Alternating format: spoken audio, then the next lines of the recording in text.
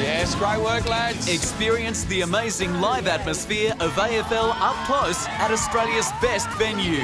When together, we take on Port Adelaide at Metricon Stadium. See Gary Ablett, Carmichael Hunt and the rest of the boys take it up to Port in a battle for 4 points. Yes.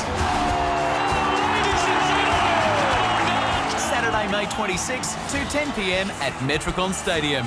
Tickets at Ticketmaster.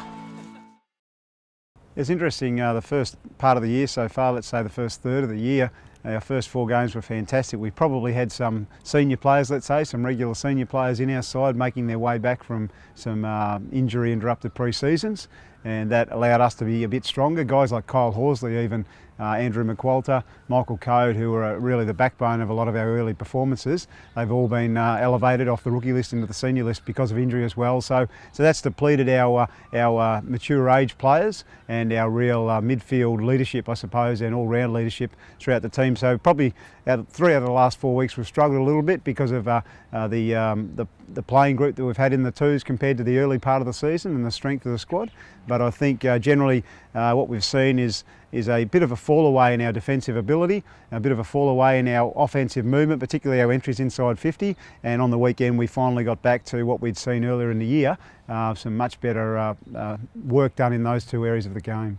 I think there was a realisation after the game, it was a big win in the end, but we just continue to give the opposition opportunities to kick goals that as an elite AFL team, be it reserves team, a lot of these guys are pushing for senior selection, so we're just not completely happy that we're travelling as well as we can be.